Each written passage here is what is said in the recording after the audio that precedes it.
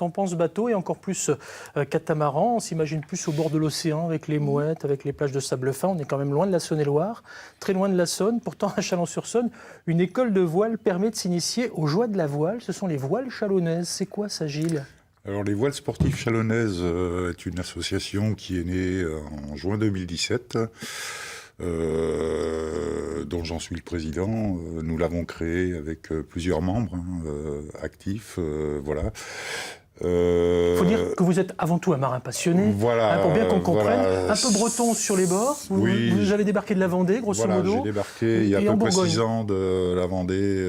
Je suis venu m'installer en Bourgogne pour des raisons professionnelles.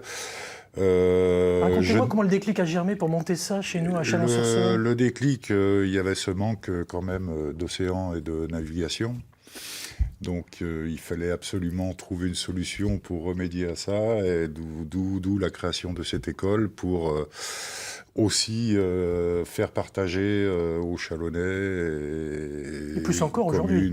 Plus encore aujourd'hui. Donc cette passion qui m'a transpercé pendant 30 ans, et si je peux apporter ce que moi, on a pu m'apporter là-bas, voilà, c'est Apportez-nous aussi quelques détails sur les images que l'on voit là, parce que, encore une fois, il n'y a pas l'océan chez nous, on n'a pas la mer.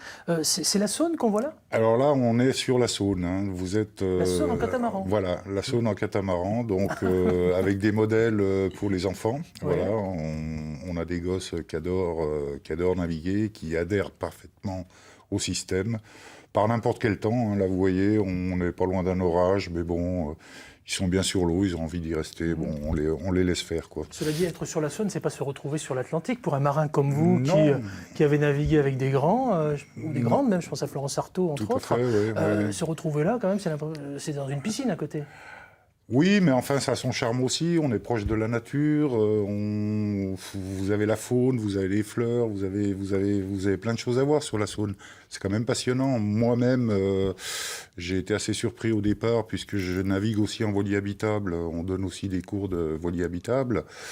Voilà, on a toujours un œil quelque part. On est bon. Il y a vraiment des choses passionnantes à faire sur la Saône. C'est pas du tout effectivement le même type de navigation.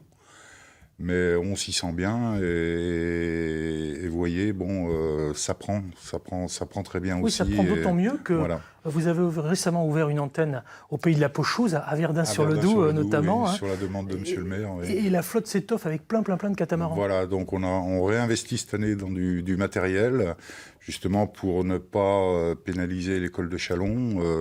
Et c'est une forte demande qui nous a été faite par la mairie de Verdun, et nous sommes engagés donc à créer cette antenne là-bas. Est-ce que ça vous donne envie, Jérémy Demey ou Marie-Thérèse Garcin, de faire du catamaran quand vous écoutez Gilles Maurice alors moi, et que vous voyez les photos? Pas trop, mais pour mes petits-enfants, pour mes petits-fils, je les imagine très bien. Hein. Jérémy? Moi, j'avais déjà fait sur le lac des Sétons, en plein Morvan.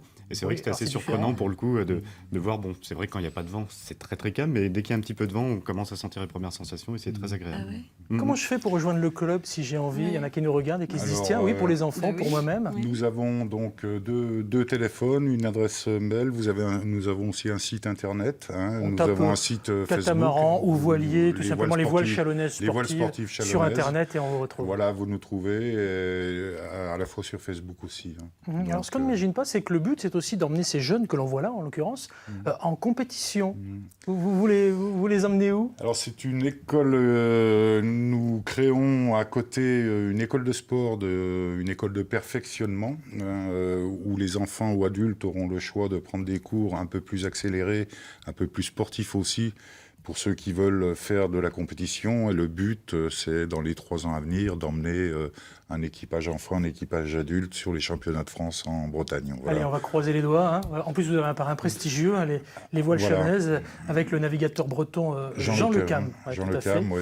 À retrouver sur le net pour le partage, pour la convivialité, pour l'ambiance familiale, et puis pour emmener un petit peu d'air breton en Saône-et-Loire. Ça peut faire du bien. Aujourd'hui, c'est un mauvais exemple, parce que sur la Bourgogne-Franche-Comté, on a beaucoup de vent et pas mal de pluie, donc c'est la Bretagne qui est venue à nous. Mais en été, ça fait du bien d'avoir l'air breton.